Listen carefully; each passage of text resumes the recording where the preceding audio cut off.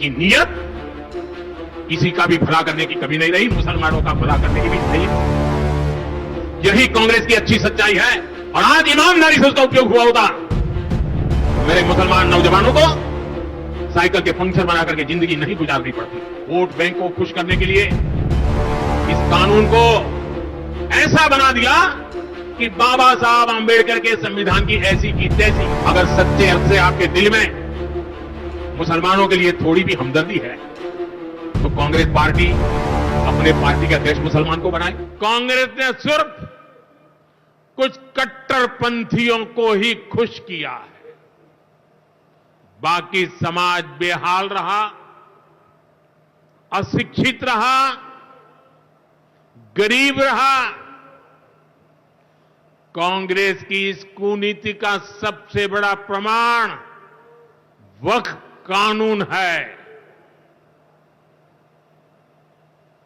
देश आजाद होने के बाद 2013 तक वक्फ का कानून चलता था, लेकिन चुनाव जीतने के लिए, तुष्टीकरण की राजनीति के लिए, वोट बैंक की राजनीति के लिए 2013 के आखिर में, आखिरी सत्र में कांग्रेस ने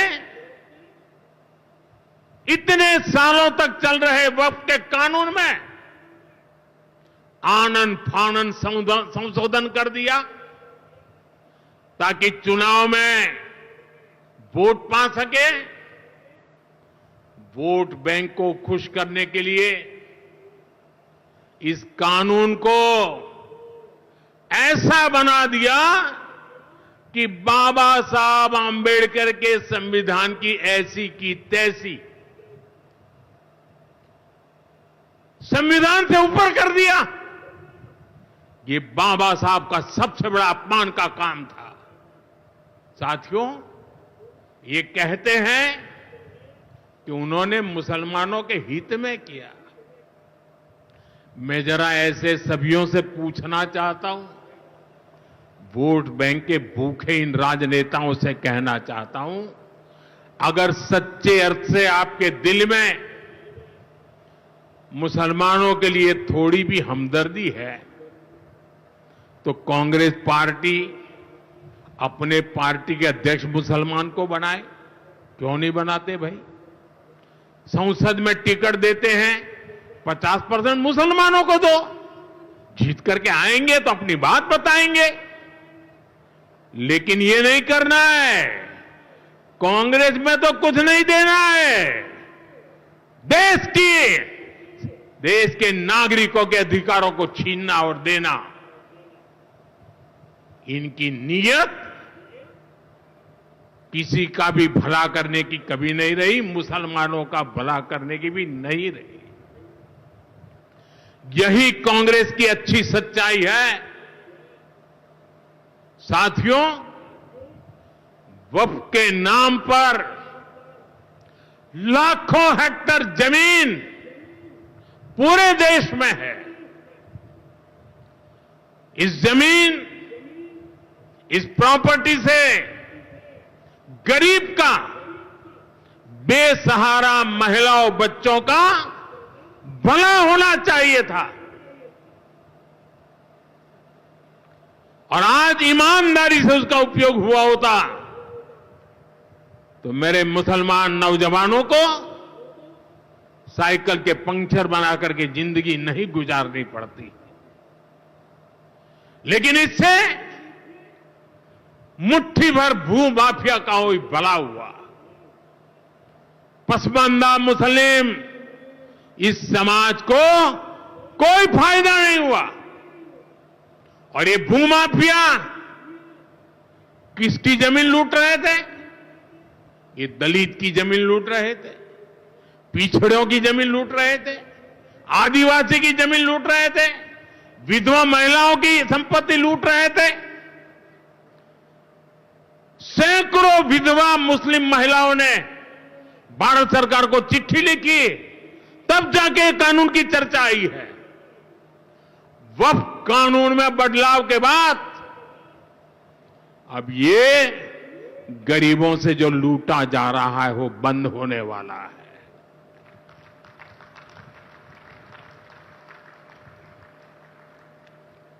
और सबसे बड़ी बात, हमने एक बहुत बड़ा जिम्मेदारीपूर्ण महत्वपूर्ण काम किया है। हमने इस वक्फ कानून में एक और प्रावधान किया है। अब नए कानून के तहत, वक्फ के कानून के तहत, किसी भी आदिवासी की जमीन को हिंदुस्तान के किसी भी कोने में आदिवासी की जमीन को, उसके घर को, उसकी संपत्ति को ये वक्फ बोर्ड हाथ भी नहीं लगा पाएगा। ये आदिवासी के हितों की रक्षा करने का, संविधान की मर्यादाओं का पालन करने का हमने बहुत बड़ा काम किया है। नए प्रावधानों से वक्फ की भी पवित्र भावना का सम्मान होगा। मुस्लिम समाज के गरीब और पसमानदा परिवारों, मुस्लिम महिलाओं, खास करके मुस्लिम विधवाओं को, मुस्लिम बच्चों को उनका हक भी मिलेगा और भविष्य में उनका हक सुरक्षित रहेगा।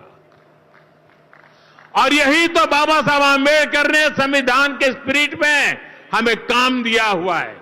यही असल स्पिरिट है, यही असली सामाजिक न्याय है। साथियों, हमारी सरकार ने 2014 के बाद बाबा साहब आंबेडकर की प्रेरणा को आने वाली पीढ़ियों तक पहुंचाने के लिए अनेक महत्वपूर्ण कदम उठाए। बाबा साहब देश और दुनिया में जहां जहां रहे, वे सभी स्थान उपेक्षित थे। जो संविधान के नाम पर अपनी राजनीतिक रोटी सेकने के लिए निकले हैं, उन्होंने बाबा साहब से जुड़े हुए हर स्थान का अपमान किया, इससे इतिहास से मिटाने का प्रयास किया। स्थिति ये थी कि मुंबई के इंदु मिल में बाबा साहब आंबेडकर का स्मारक बनाने के लिए भी देश भर में लोगों को आंदोलन करने पड़े।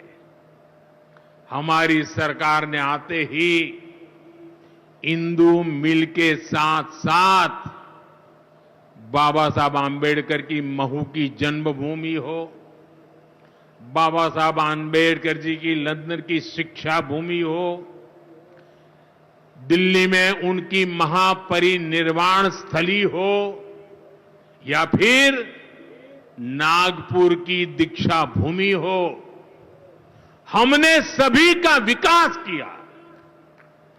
इनको पंच तीर्थ के रूप में विकसित किया है। मेरा सौभाग्य है कि कुछ दिन पहले ही मुझे दीक्षा भूमि में जाकर, नागपुर जाकर बाबा साहब को नमन करने का अवसर मिला। साथियों, कांग्रेस के लोग सामाजिक न्याय की बड़ी बड़ी बातें करते हैं, लेकिन हमें ये भी याद रखना है कि कांग्रेस ने बाबा साहब आंबेडकर और चौधरी चरण सिंह जी, इन दोनों महान सपूतों को भारत रत्न नहीं दिया था।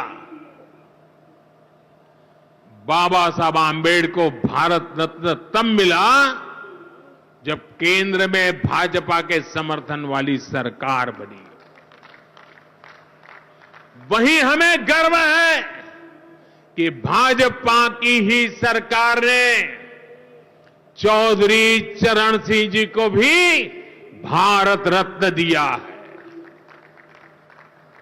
साथियों, सामाजिक न्याय के, गरीब कल्याण के पथ को हरियाणा की भाजपा सरकार भी निरंतर सशक्त कर रही है। सरकारी नौकरियां की भी हरियाणा में क्या हालत थी, आप सबको पता है। यूं किया करते, जे नौकरी लागनी है तो किसी नेता के गैल हो ले, और न तो रुपया ले आ, बापू की जमीन और मां के तो जेवर भी बिक जाया करते। मुझे खुशी है कि नायब सिंह सैनी जी की सरकार ने कांग्रेस की इस बीमारी का इलाज कर